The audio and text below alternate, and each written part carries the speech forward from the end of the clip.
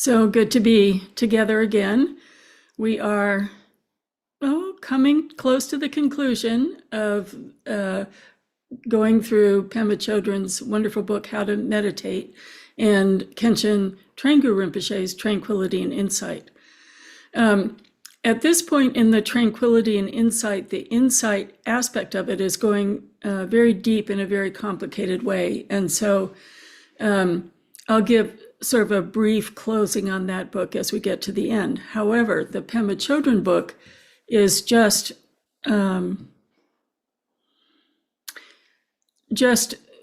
perfect for this moment, this time we're living in, and for us to use as a way of contemplating how the Dharma affects our lives in every moment.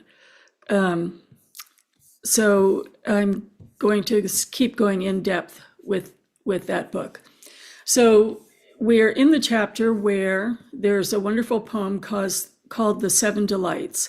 And we are in the last two verses. I'm going to put that right into the chat room in case you don't have it handy.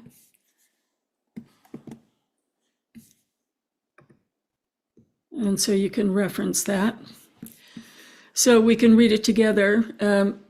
The first stanza we were looking at a little bit last week. When it's time to leave this body, this illusory tangle, don't cause yourself anxiety and grief. The thing you should train in and clear up for yourself, there's no such thing as dying to be done. There's just clear light, the mother and the child, clear light uniting. When mind forsakes the body, sheer delight. And then the last verse, which is a conclusion to the poem, when the whole thing's just not working, everything united against you, don't try to find some way to change it all. Hence, here's the point, to make your practice, reverse the way you see it. Don't try to make it stop or improve. Adverse conditions happen. When they do, it's delightful. They make a little song of sheer delight. So beginning with the view expressed in the verse on death and dying is intermingled with the whole concept of reincarnation, which we haven't really talked about in this class. And it's not only connected to reincarnation, but connected to the independent origination links, or so what are the stages that we go through in each lifetime and how do they affect our rebirth? So I wanted to talk a little bit about that because the perspective changes the way we read those verses. So in Buddhism and in Tibetan Buddhism, there's something called the bardos. And the word bardo means a change of state. So we have our waking life, that's one bardo. We have our dream life, there's another bardo. And then we have the intermediate state between death and rebirth. And so that's the intermediate bardo. And what's being referenced in the sentence, there's no dying to be done, or one aspect of that is we are going through changes of state. And you can't take one dot on that continuum and say that one dot is dying. So a way to look at this is every night we go to sleep and we have a change of state. Our relationship to what we're experiencing is very different in a dream than it is when we're in this concrete reality, right? We know that there's a very different quality of our life going on when we're dreaming. We don't try and say they're different, but I mean, we recognize, we understand they're different. We don't try and say that it's the same, but we have a sense of, I understand the continuum of going to sleep every night and waking up. So I understand and I can call that my life. But in our culture, we don't have the prevailing view of reincarnation. With the prevailing view of reincarnation, when you die, you go into an intermediate state that's not unlike dreaming. It's a change of state. It's not the state of dreaming. It's not the state of waking life, but it is a different kind of state.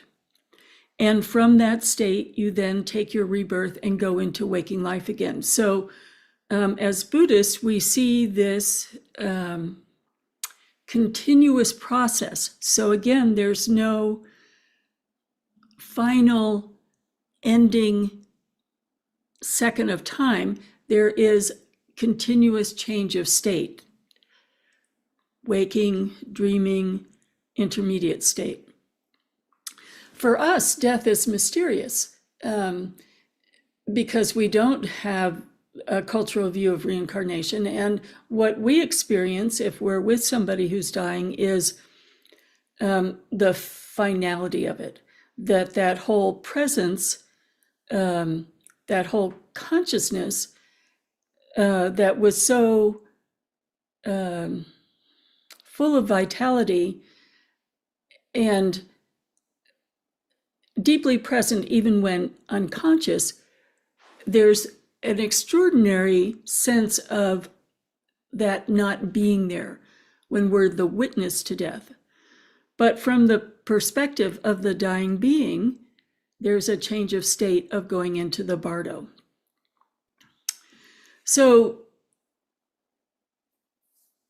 what we learn when we are holding the view of reincarnation is that everything we're experiencing in those three different states is based on our karma.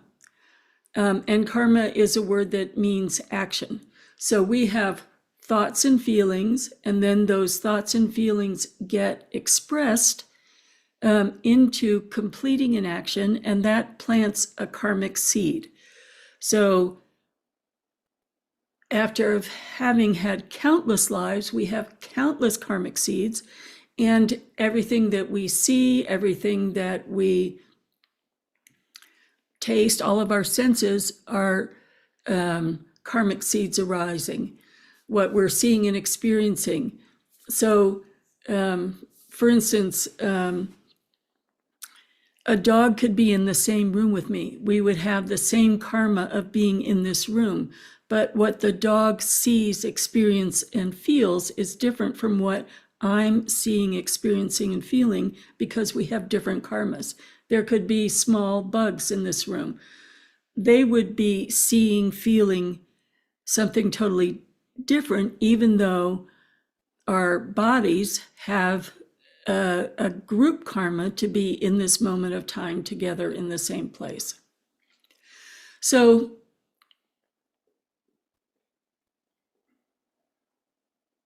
we have individual karma, we have group karma, we have nation karma. There are all kinds of aspects we share and aspects we don't share. But if we think of how delicate it is, the example that's given in the Wheel of Dependent Origination, which is a visual presentation of this process, is a potter at a wheel. And if you've ever tried ceramics, the potter is sitting there with a very malleable clay and thinks of a shape and then starts moving their hands. And each slight movement of the hands has an effect on the wet clay and then forms the particular pot. So all of the karmic seeds that we have created arise at some point, and the arising, ripening karma, just like the potter is forming a pot, forms our current experience. Then, at the moment of death, we do have an opportunity to see the nature of our mind. There's a brief second where there is an opening to directly experience one's mind. But if there's been no meditation, no capacity to concentrate and focus, that little moment goes by in a nanosecond. Just like when we're falling asleep, there is a moment to see the nature of our mind before we shift into the dream state, but we don't notice it because we're not at that level of mindfulness and concentration to see the change of state actually happen between waking life and dreaming life. So that flash happens, and then we have a propelling karma at the time of death. And that propelling karma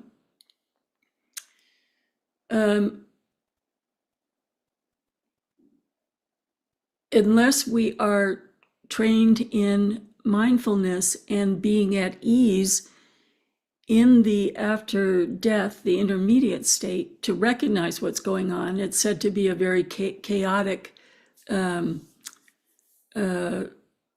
mental experience.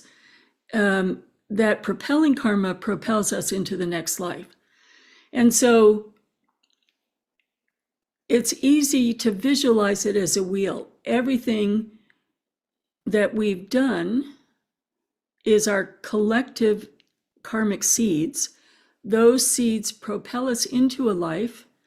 In that life, we create more karmic seeds, and they combine and propel us into the next life. And when we talk about the wheel of samsara going constantly to countless infinite numbers of life, it's because unless we have the opportunity to have some mind training and mindfulness, we are driven by our habitual patterns of reactivity. And that's why there's so much of an emphasis in Buddhist teachings on mind training, so we can see that reactivity as it arises and escape those patterns, or first see the patterns, soften the patterns, and eventually uproot the patterns, so we have a different relationship with our internal and external world, more space and more choice. So when we talk about liberation, it's liberating from that wheel of samsara and those habitual patterns, liberating from being driven into the capacity to have the realization, the same realization that the Buddha had, and the capacity of such a developed compassion that we have the choice then to incarnate consciously into a life that will be of benefit to the suffering world. So this is a very brief overview of the view or perspective. So when we take that perspective and look at the last verse, it really changes what that last verse, the impact that that last verse has. So when the whole thing's just not working, everything united against you, don't try to find some way to change it all. Here's the point to make your practice. Reverse the way you see it. So we're in samsara. Samsara is always going to have adverse conditions. Just think of the last election. There would have been adverse conditions no matter which person won the election. There still would be adverse conditions. And so the change isn't trying to make the external world different. It's not about struggling with your internal world. And let's say I have to make myself a better person. I have to make myself never get angry again, or jealous again, or, addictive again. It's changing that whole perspective and reversing it and saying, well, this moment that is arising is a delight. So it's a delight because I can start to see what's happening. There's something in the outer world, there's something at the inner world, and I can see a habitual pattern arising. Do I want to fortify that habitual pattern? Do I want to make it stronger? Do I want to believe that that's my only choice? Or do I want to create spaciousness around this moment and be delighted that I can see it for what it is? We were talking about triggers at the end of class last week, how to make triggers your teacher. If we are triggered, something that repeats over and over again in our lives, and it's always enraging or always traumatizing or whatever. When we reverse the way we see it, it's, oh, here is that situation again arising. What's the choice I'm going to make? First, I can be delighted that I can see it. I have the spaciousness of mind to see it, not just go reacting right into it. So, okay, I can see it. That is a huge achievement. Even if you go right into the same patterns of acting, seeing it is a big change. Even taking one moment of gap before reacting, that's reinforcing a changed pattern.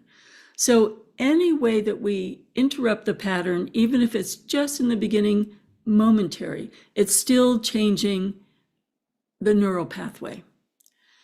And then we can say to ourselves, what karmic seed do I want to plant in this moment? Do I want this to keep arising over and over and over again in all my lives? Or do I want a different relationship with this particular difficult pattern?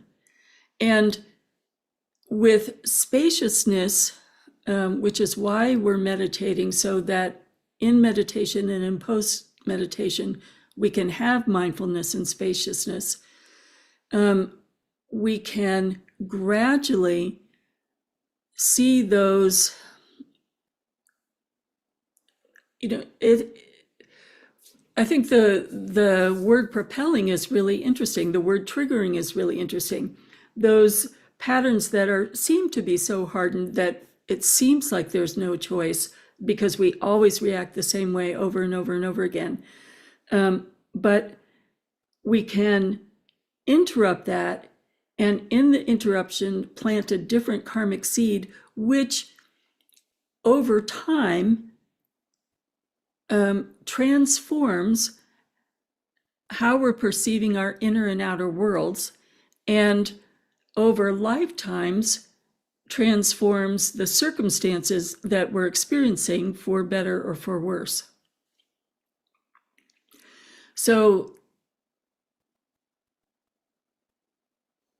if we start to think of our lives as not a struggle against our outside external circumstances and not a struggle internally, but looking at what is arising, as the poem is saying, adverse conditions happen.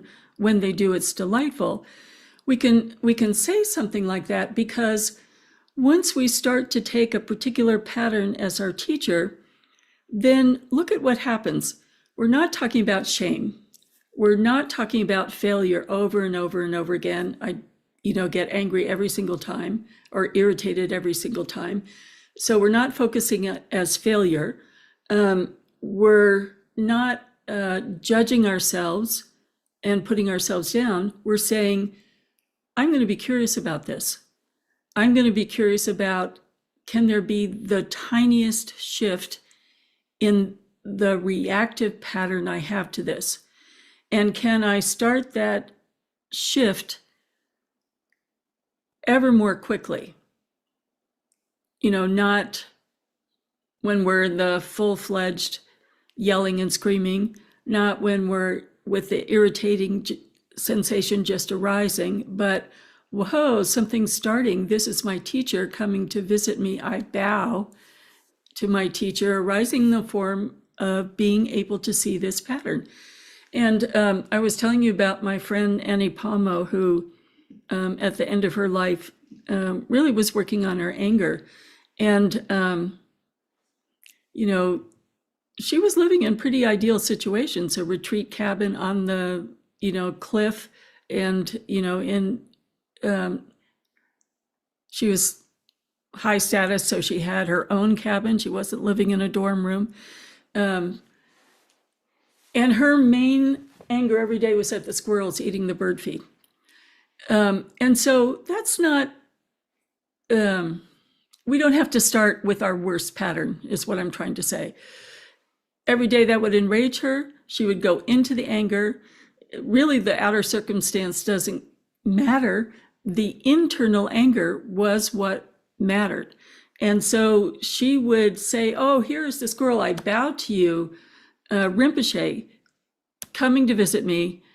And it reversed the pattern. It reversed the reaction of anger to laughing at herself and letting go. And it may seem, like a silly kind of thing, but we all have, the anger is still anger. And the trigger to get angry, no matter what triggers it, it's still the anger pattern that's hardening. And so it was, it was just really delightful that she could express that's what was helping her at the end of her life to uproot finally all anger. She had lived an extremely difficult life. But when you think of, let's say, starting with trauma and extreme anger, and then it got down to just, all right, these are the threads of the, the last tendrils of the roots. How can I uproot all anger, all of it, from all my habitual reactions to things? Then it's gone. Then you're not planting any more anger seeds at all. Then it doesn't reoccur life after life after life, because from the Buddhist perspective in reincarnation, what we're carrying is our karmic seeds and these habitual patterns. So it's not the body, it's not the personality, it's the stream that carries all of the habitual reactions and patterns.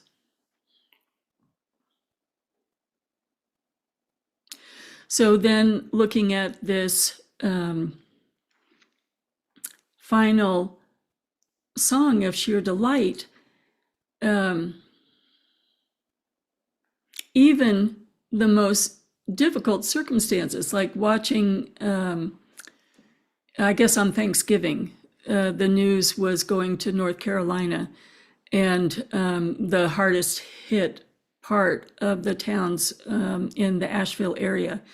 And the people had lost everything, but what they were expressing was gratitude that here they all were, either in the food line or cooking food, and they were seeing each other every day and talking to each other in the lines and talking to each other as they were cooking together, and had a totally different experience of community that was bringing joy in the midst of very difficult, hard circumstances. To some degree, some people were able to reverse the way they saw their experience. And in doing that, you could also see the effect that they were having on the other folks in their community. So it was changing how they were seeing things, and the delight or joy that they were able to access then was like a healing salve for other folks. So even the smallest momentary shift not only affects you, but affects everyone you're in touch with, you're living with, your friends, your family, your community. So I'd like to stop there this morning, and let's sit and contemplate this a little bit. And then I'd like to have a discussion to see how folks worked with their week. If the idea of reversing the perspective, seeing triggers as your teachers, was something that was beneficial or stuck with you during the week. But let's take 5 or 10 minutes to just meditate again and take this in of not struggling with outer or struggling with inner, but delighting in growing clarity in our minds to see what's happening and seeing how that clarity can lead to a different perspective. And with that different perspective, gradually there is a shift in how you meet whatever is arising in your day. Okay, I haven't found my meditation bells yet. So we can sit with this a minute.